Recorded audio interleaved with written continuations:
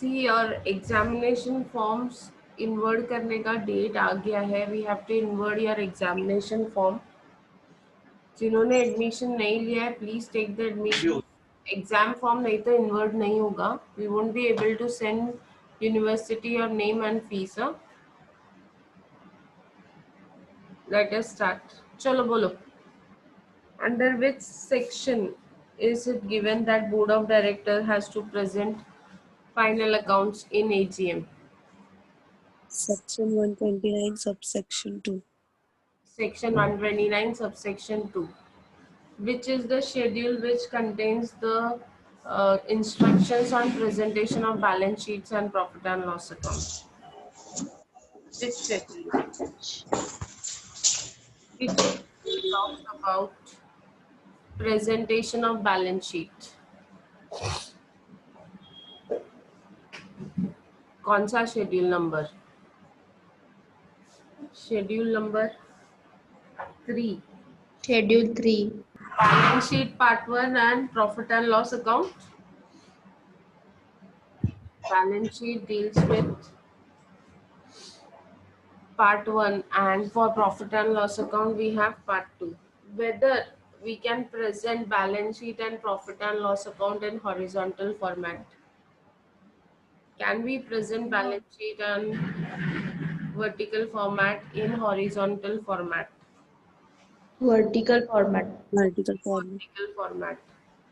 What is final account comprises of what things? Final accounts to be presented in annual general meeting comprises of what things?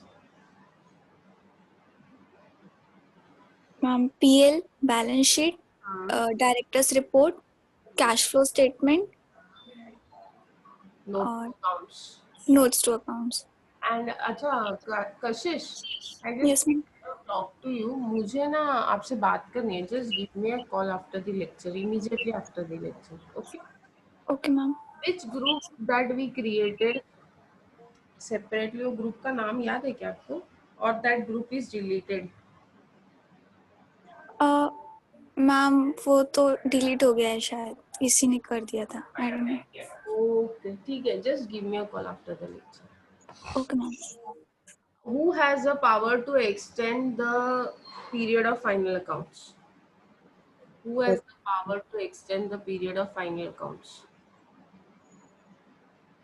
Registrar. Registrar. Yes, registrar can extend the preparation, the period of final accounts to how many months? 18 months.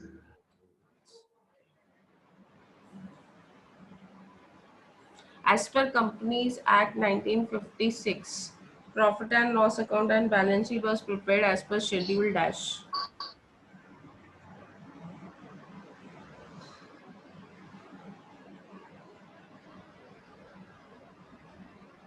वापिस बोलूं?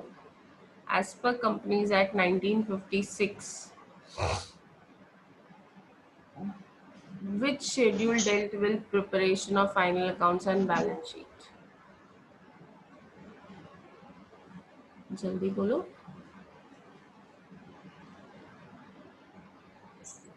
Schedule Ma'am, 6. Schedule 6. Schedule 6 dealt with preparation of final account and balance sheet. Yes, your financial statement is expressed as a comparative statement with previous year. Correct? ये हमारा format है. Equity and liabilities, उसमें share holders fund में 3 चीजें आती हैं. Share capital, reserves and surplus, money received against share warrant, share application, money pending allotment. Non-current assets में you have long-term borrowings, deferred tax liabilities, other long-term liabilities and long-term provisions. Current liabilities में short-term borrowings, trade payables, other current liabilities and short-term provisions. ये देखो normally it goes in the same order, short-term, long-term borrowing, short-term borrowings. यहाँ पे deferred tax liability है तो यहाँ पे short-term, sorry, trade payables है.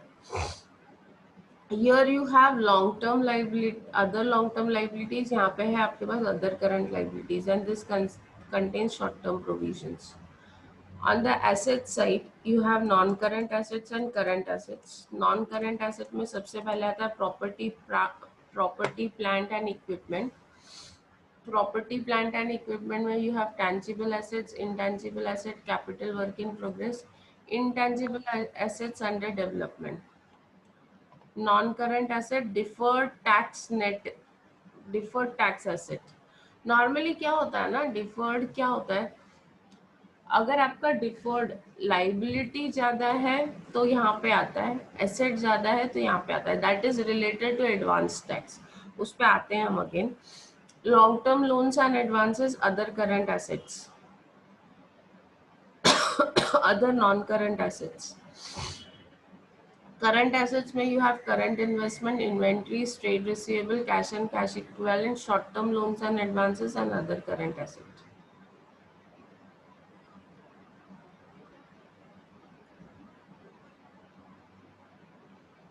करंट एसेट क्या होता है, करंट लाइबिलिटी क्या होता है, ये सब आपको पता है. ट्रेड रिसीवेबल, ट्रेड पेएबल, ये सब क्या होता है, ये ऑल नो. नाउ डिस्क्लोजर इन नोट्स.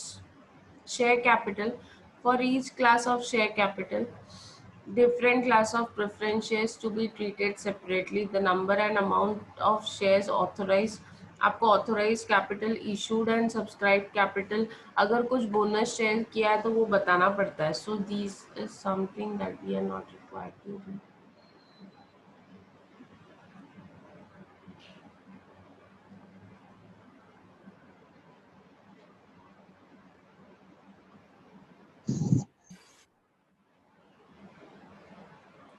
अभी इसमें ना आप लोगों को कहीं कहीं पे दिया हुआ है कि क्या क्या किस किस में इंक्लूड होगा, तो वो आप लोगों को एक बार देखना पड़ेगा.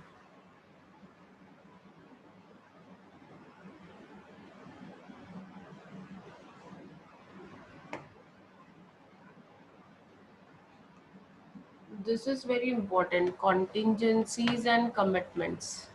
Now contingencies and commitments, contingent liability में क्या क्या आता है, claim against company not acknowledged as debt, any claim which is against company जिसको अभी तक आपने debt करके नहीं लिखा है, any guarantee that company has given, other money for which the company is contingently liable. मतलब क्या है, फॉर एग्जाम्पल अगर आपके क्यूमुलेटिव प्रेफरेंस शेयर्स है, if you have issued cumulative preference shares, तो in that case you have to pay dividend whenever the company earns dividend. Dividend can never go in arrears. Dividend कभी भी arrears में नहीं जाएगा.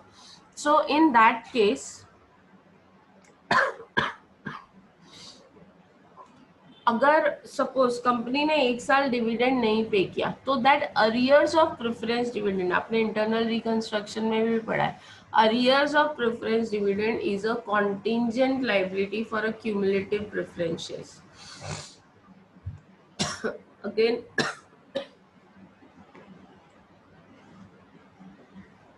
Any uncalled liability, suppose आपने कोई investment purchase किया है, इन्वेस्टमेंट इज इन शेयर्स, 10 रुपए के शेयर पे 6 रुपया पेड अप है, तो remaining 4 rupees is an uncalled liability on shares and other investment partly paid.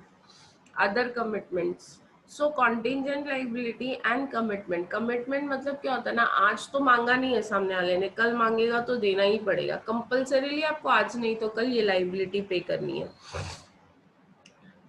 The amount of dividend proposed to be distributed to equity shareholder for the period and related amount per share shall be disclosed separately. Arrears of fixed cumulative dividend shall also be disclosed. वही मैं आपको बता रही थी कि contingent liability में क्या क्या आता है. Just a minute.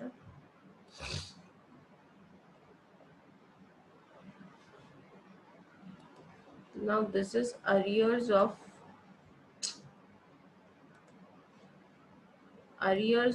fixed cumulative dividend shall be disclosed under contingent liability. Okay. Did you all saw ATKT result? It has been declared yesterday.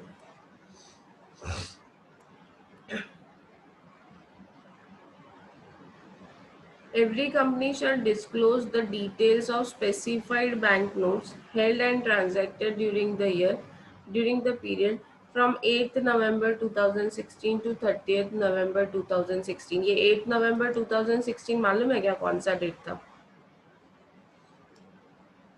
Do you remember 8th November कौन सा date था 2016? 8th November 2016 को एक tragic event हुआ था। What was that? Demonetization. Demonetization. तो 8 नवंबर से लेके 30 दिसंबर तक आपके पास कोई भी स्पेसिफाइड बैंक नोट्स थे जिसमें आपने ट्रांजैक्ट किया। Bank notes means you had any bank securities and you have transacted during that period, तो उसको आपको डिस्क्लोज करना है कॉन्टिजेंट ऐसा नोट टू अकाउंट्स। यहाँ पे दिया है, फॉर्मेट क्या है जो विजिबल नहीं है, मतलब आपने कितने नोट्स बैंक में डाले, क्या किया, वो सब है। Now this is the balance sheet format. Equity and liabilities, assets. Equity and liability में आता है shareholders fund, share application money pending allotment, non current liabilities and current liabilities. On the asset side you have non current assets and current assets. Capital में क्या क्या आता है? Capital and equity. Shareholders fund में share capital, reserves and surplus, money received against share warrant and share application money pending allotment.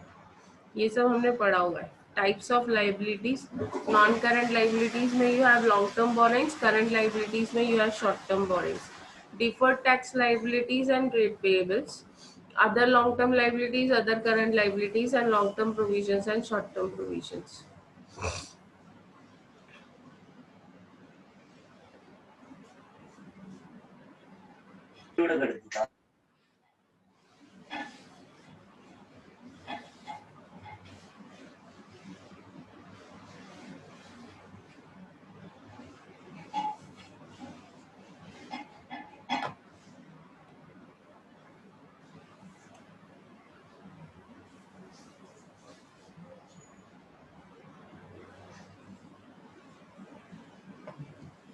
यहाँ पे ना liabilities और प्रोविजन का डिस्टिंग्विश बताया गया है। What is the distinguish between liabilities? Expenses or amount which are payable on the expiry of certain period are as agreed between business parties are known as liabilities. A provision is a charge against profit that is debited to profit and loss account. Provision क्या है? Profit का एक part हम निकालते हैं और उसको side में रखते हैं। Whereas liability क्या है? आपने किसी से लोन लिया है, आपको एक फिक्स पीरियड के बाद उसको रिटर्न करना है। Types of accounts, liabilities are personal account whereas provisions are nominal account. अभी ये क्वेश्चन आपको पेपर में आ सकता है। Provisions are which type of account? Personal account, real account, nominal account और combination of both। तो क्या लिखोगे आप लोग? What you will write? Provisions are which type of accounts?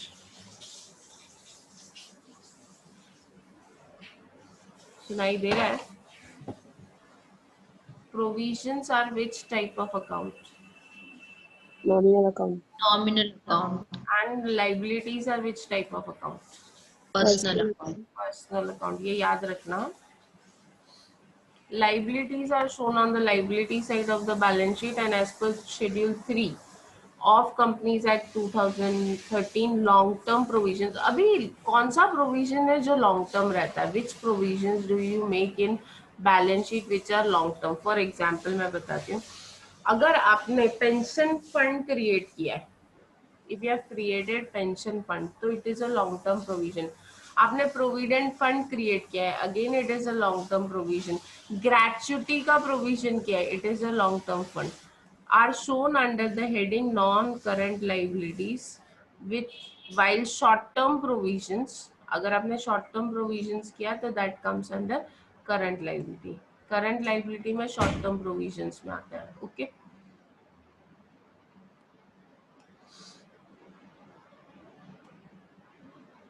यहाँ पे आपका ऑब्जेक्टिव आ सकता है। नाउ प्रोविजन और रिजर्व में क्या फर्क है? What is the distinguish between provision and reserve? It is provision is a part of profit which is created for specific purpose. What is reserve?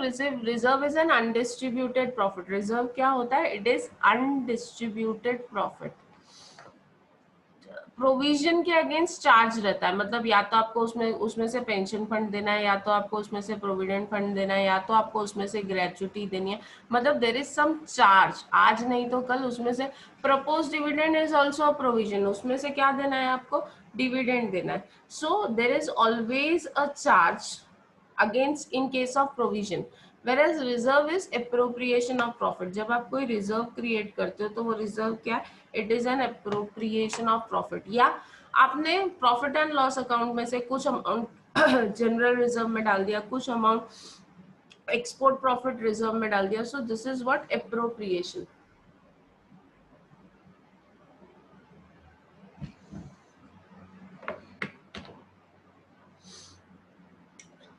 Distribution of profit, distribution as profit, provisions cannot be distributed as profit, whereas reserves can be distributed as profit।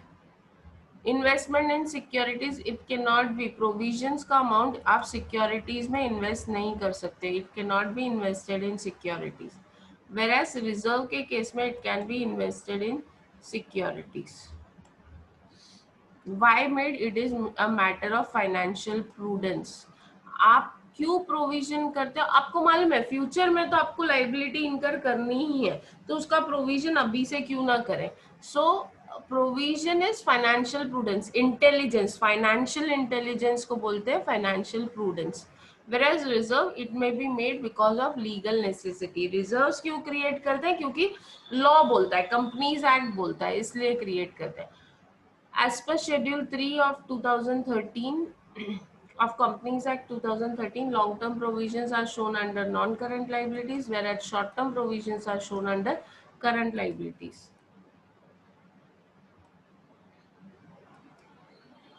In reserves are shown under the head reserves and surplus, which are the part of shareholders fund। ठीक है, okay. अब मैं question पूछती हूँ, आप लोगों ने कितना समझा है देखो। Provision is made for a specific charge, true or false? Provision is made against a specific charge, true or false? True. True. True. True, ma'am. True. True, ma'am. True. Provisions shows that the policies of the companies are not financially prudent. Provisions shown in the balance sheet shows that the financial policies of the firms are not prudent. True or false? Provisions created shows that the policies of the company are not financially prudent.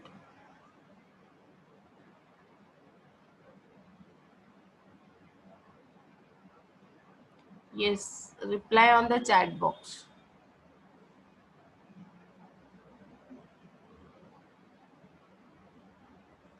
तीन ही लोगों ने, चार ही लोगों ने answers दिया, तीन in fact तीन ही लोगों ने आंसर दिया है।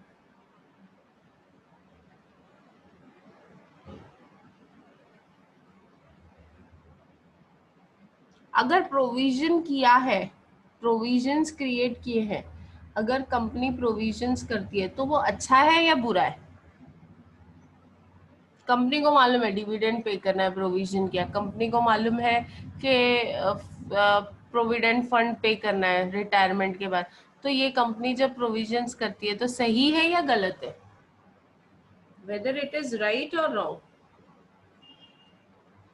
राइट है, प्रोविजंस करना ही चाहिए, यस और नो? तो फिर अगर कंपनी मैंने बोला कि अगर कंपनी प्रोविजंस करे मतलब फाइनेंशियली प्रूडेंट नहीं है, तो ट्रू या false?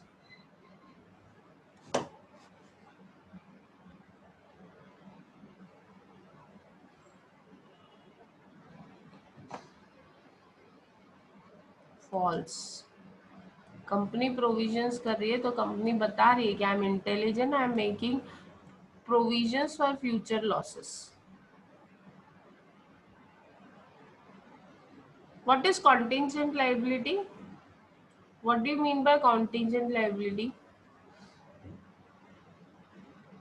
What do you mean by contingent liability?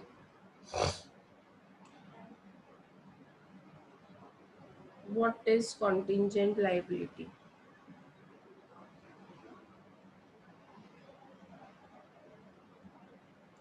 आप लोगों को contingent liability क्या है नहीं मालूम है? जल्दी बोलो.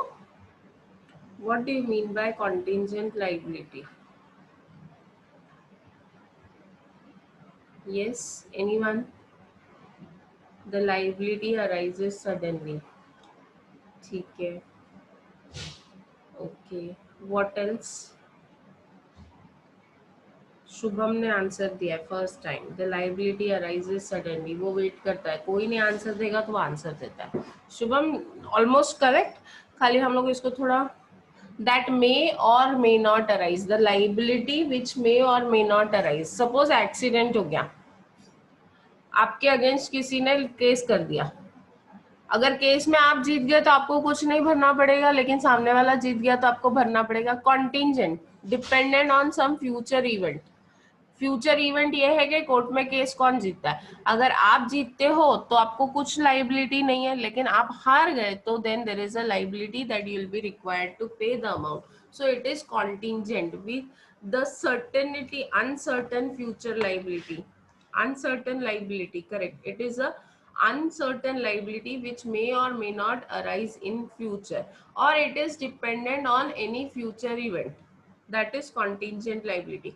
Contingent liability is shown under which head? Contingent liability को हम कौन से हेड के अंदर दिखाते हैं? Contingent liability को हम कौन से हेड के अंदर दिखाते हैं? How do we show contingent liability? किस तरह से दिखाएंगे कॉन्टिंजेंट लाइबिलिटी? जल्दी बोलो. अभी तो एक्सप्लेन किया थोड़ी देर पहले.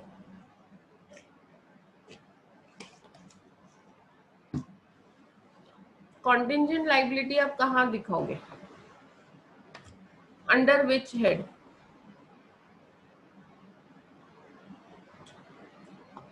बैलेंस शीट में कौन से हेड के अंदर Nikita?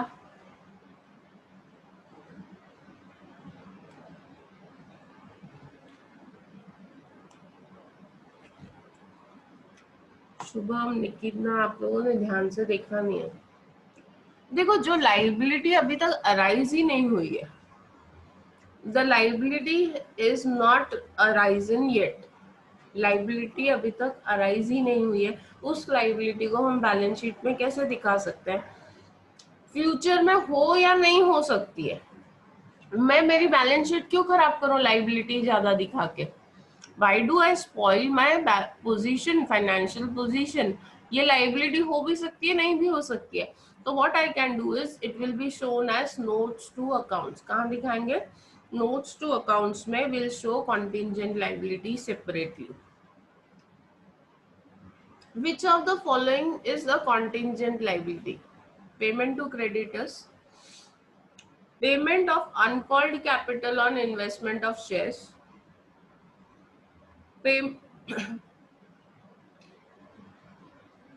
discounted will discount BR payable, BR नहीं, bills payable or amount payable to an importer. Which one of the following is a contingent liability? Uncalled amount on issue of shares, trade amount payable to creditors, amount payable on provident fund. मैंने change किया option. Amount payable on provident fund and amount payable on gratuity. Payable as gratuity.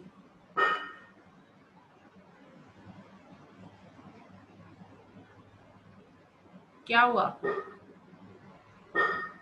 कोई भी नहीं?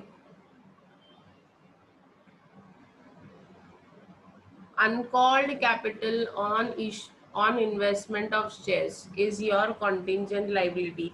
Discounted BR is your contingent liability. आपने bill discount करवा लिया bank के पास, लेकिन सपोज आपका डेटर्स वो बिल नहीं पे करता है तो आपको पे करना पड़ेगा. If your debtor does not pay that bill, then in that case you are required to pay that bill. Now this is profit and loss account. This is very important. चलो हम profit and loss account first time कर रहे हैं तो I expect you all to write also. Particulars है, note number है, आपको हर item के लिए एक नोट बनाना है. This is current year figure and this is previous year figure. Reported figures means जो आप एमसीए के वेबसाइट पे अपलोड करने वाले हो figures, that is reported figures. Okay. Revenue from operation. Revenue from operations का मतलब क्या होता है? Any revenue that is generated from your business activity. अभी बिजनेस एक्टिविटी क्या क्या हो सकती है? आप गुड्स मैन्युफैक्चर करके सेल करते हो, आप गुड्स ट्रेड करते हो, you trade with the goods, sales किया, ट्रेडेड गुड्स का सेल, या sale of services. This are your revenue from operations. Revenue from operation में क्या आता है? Sale of manufactured goods, sale of traded goods and sale of services. ये तीनों चीजों से जो भी रेवेन्यू जनरेट होता है that is my revenue from operations. Even revenue from operations में सेल ऑफ स्क्रैप आता है. क्या आता है? Sale of scrap. सपोज मेरा काम फर्नीचर बनाने का है तो फर्नीचर बनाते हुए बहुत सारा भूसा निकलता है, आपको मालूम है ना, लकड़ी का, वो बिकता है मार्केट में. तो वो जब स्क्रैप सेल करते हैं that is also considered as revenue from operations. अगर आप ऑयल इंडस्ट्री में हो और आप ऑयल बना रहे हो, प्रोड्यूस कर रहे हो, तो oil cakes is the residue. आपने कोकोनट ऑयल बनाने का आपका बिजनेस है तो कोकोनट ऑयल जब आप कोकोनट में से निकालते हो तो उसमें से जो बच जाता है ना कचरा, उसको ऑयल केक्स बोलते हैं. सॉरी, ऑयल केक्स को हम बेचते हैं. Oil cake is sold as scrap क्योंकि it is a fodder for animal. Specially milking animal के लिए वो फोडर है, लाइफ स्टॉक के लिए. तो सच sale of scrap is also considered as revenue from operations. Other income, profit and loss account के credit side में जो भी इनकम आप दिखाते हो those are all other income. Interest receive, dividend receive, जो भी आप दिखाते हो those all comes under other income.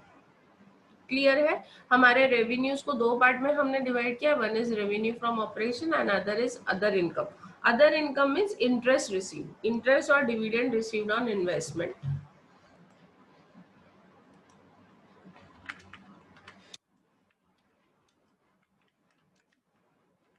मेरे ख्याल से कल हम प्रॉब्लम कर पाएंगे शायद. दिखा,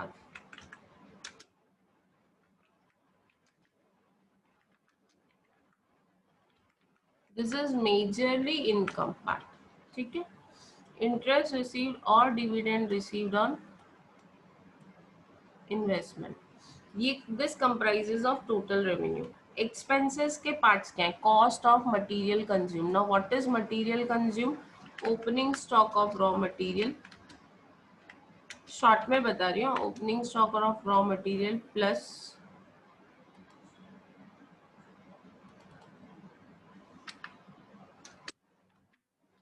purchase plus expense related to purchase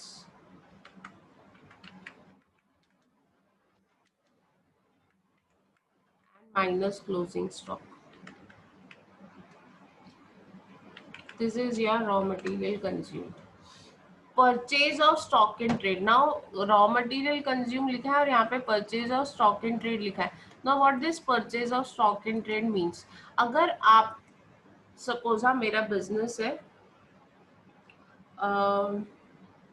oil manufacturing का. ठीक है. I have a business of oil manufacturing. मैं कोकोनट ऑयल मैन्युफैक्चर करती हूँ, उसके साथ आई ट्रेड इन आंवला ऑयल. आंवला का जो ऑयल है, आजकल आंवला का बहुत ट्रेंड चला है ना, एवरीवन वांट्स विटामिन सी, तो लोग आंवला यूज करते हैं. तो आंवला ऑयल मैं क्या करती हूँ, डाबर आंवला का ऑयल सुना है ना आप लोगों ने, वैसे ही आंवला ऑयल में सेल करती हूँ, ट्रेड करती हूँ उसमें.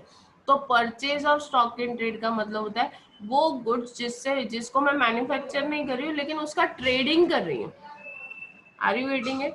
आई एम ट्रेडिंग दैट गुड्स. यहाँ पे मटेरियल में मेरे पास कोकोनट रहेगा और यहाँ पे ट्रेडेड गुड्स में मेरा क्या रहेगा? आंवला ऑयल. मेरे को एक्चुअली आपको एक कंपनी की बैलेंस शीट दिखानी है, ये खत्म होएगा ना वैसे ही I show you.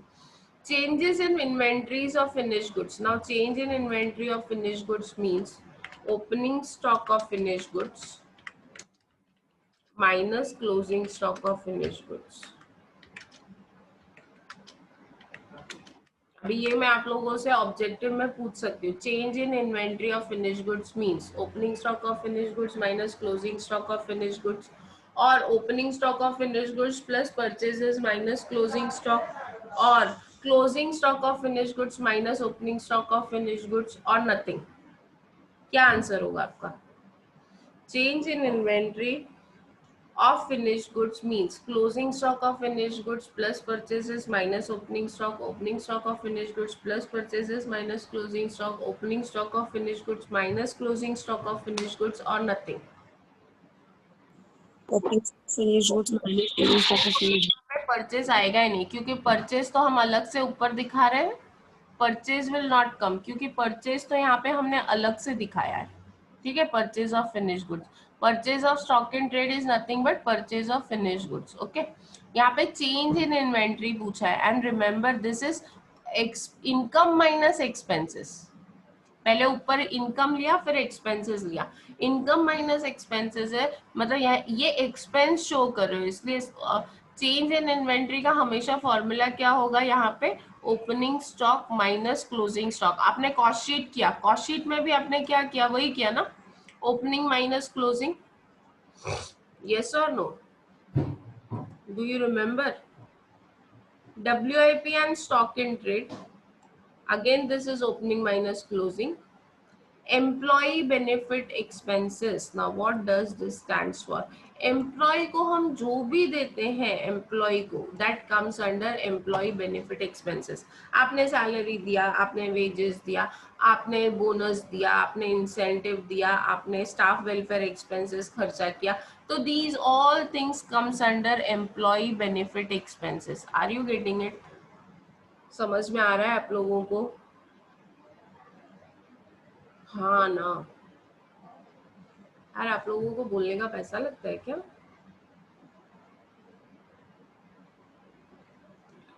Are you all getting it? Then comes finance cost. Finance cost में क्या आता है? Any interest payment. Finance cost में क्या आता है? All interest payment. Other incomes में हमने क्या दिया देखा? अदर इनकम्स में हमने देखा कि इंटरेस्ट रिसीव्ड है. फाइनेंस कॉस्ट में क्या आता है? Interest payments. Whatever interest, bank charges, whatever payments do you make for finances, finance raise करने के लिए आपने इंटरेस्ट जो भी पे किया हो, बैंक चार्जेस जो भी पे किया हो, that becomes the forms part of your finance cost. तो एक्सपेंसेस में क्या क्या है? Cost of material consume, purchase of stock, change in inventory of finish goods. ये WIP and stock in trade है ना, वो भी ओपनिंग माइनस क्लोजिंग ही होगा. Okay, that will also be opening minus closing. Employee benefit expenses means whatever we pay to employee is totaled and written over here. Finance cost, interest वो सब. Then comes depreciation and amortization. जो भी आप depreciation किसी भी asset पे charge करते हो, या goodwill write off करते हो, patent write off करते हो, copyright write off करते हो, that all comes under depreciation and amortization expenses. This is covered under AS6. कहाँ covered है ये? AS6 में. Accounting Standard 6 deals with depreciation and amortization. Other expenses means miscellaneous expenses. अभी जो भी आप P&L में लिखते हो ना, अभी P&L में आप लिखते हो printing and stationery, you write audit fees, you write electricity bill, you right power, water, ये सब जो बाकी बची हुई चीजें हैं वो सारी आइटम्स कहाँ आते हैं? ये अदर एक्सपेंसेस या मिसलेनियस एक्सपेंसेस के हेड में. Directors remuneration, managers salary, sorry directors fees आएगा, मैनेजर्स सैलरी नहीं आएगा क्योंकि मैनेजर सैलरी तो एम्प्लॉय बेनिफिट में चला जाएगा. Are you getting it? Other expenses में क्या क्या आता है? जो भी बच गया. अभी मटेरियल यहाँ पे हमने ली, ट्रेडिंग अकाउंट का सारा आइटम यहाँ पे कवर हो चुका है. डिप्रीसिएशन कवर्ड हो चुका है, फाइनेंस कॉस्ट कवर हो चुका है. What is not covered is office and administration expenses and selling and distribution expenses and also factory expenses. Means यहाँ पे क्या आ रहा है आपका factory expenses. Here what is coming is factory expenses, office expenses and selling expenses. ये सारा आपका other expenses में आएगा. Bad debts, RDD, the loss on sale of asset, loss on profit on foreign exchange translation, loss on foreign exchange translation means वो जो भी बच गया लॉस आएगा, प्रॉफिट नहीं आएगा. Profit goes in other income, loss यहाँ पे आएगा. सो जो भी बच गया loss on sale of asset, that all form part of other expenses. Is it clear? समझ में आया? Yes no? एक्सपेंसेस का टोटल करेंगे, रेवेन्यू में से एक्सपेंसेस माइनस करेंगे तो you get profit before exceptional and extraordinary items and tax. This is profit before tax as well as exceptional item and extraordinary item. फिर exceptional item मीन्स उसमें profit भी हो सकता है, लॉस भी हो सकता है. इसके लिए इधर एड लेस कुछ नहीं दिया है. Profit before extraordinary item. अभी इधर एक्स्ट्राऑर्डिनरी आइटम अभी मैं बताती हूँ. ये ईयर में 2021 में आपका एक्स्ट्राऑर्डिनरी जाएगा कोविड. कोविड की वजह से बहुत लॉस हो रहा है. कोविड की वजह से 3 महीना ऑलमोस्ट फैक्ट्रीज बंद थी, ऑफिसेज बंद थे, फ्री में सैलरी गई. तो ये जो आइटम है दिस इज एक्सेप्शनल. ये क्या है आपका एक्सेप्शनल आइटम है, या फिर वो डिपेंड करता है कि उसका ट्रीटमेंट एक्सेप्शनल में जाएगा क्या एक्स्ट्राऑर्डिनरी में जाएगा, एंड अकॉर्डिंगली उसको लेस करेंगे. ये लॉस जो अभी 3 महीना फैक्ट्रीज बंद होने की वजह से हुआ है loss, this loss is not which is recurring in nature और which is related to business. ये दिस इज एक्सेप्शनल. कभी अचानक से ऐसा कुछ हो गया, no one ever imagined it. तो वो लॉस हम P&L में नहीं दिखा के, मेन आइटम्स में नहीं दिखा के, हम उसको एक्सेप्शनल करके दिखाते हैं. Are you getting it? Exceptional और एक्स्ट्राऑर्डिनरी आइटम्स कर ये करने के बाद you get profit before tax. फिर टैक्स लेस करेंगे, you get profit for the period. अभी ऐसा भी हो सकता है प्रॉफिट और लॉस फॉर डिसकंटिन्यूइंग ऑपरेशन. आपने किसी कोई एक फैक्ट्री या एक कंपनी बंद कर दी, तो वो कंपनी बंद करने की वजह से आपको लॉस ही होएगा, प्रॉफिट तो रेयर ही होगा. तो वो लॉस आप यहाँ पे माइनस करोगे. नॉर्मली क्या होता है ना, आपको किसी ने पैसा दिया, आपका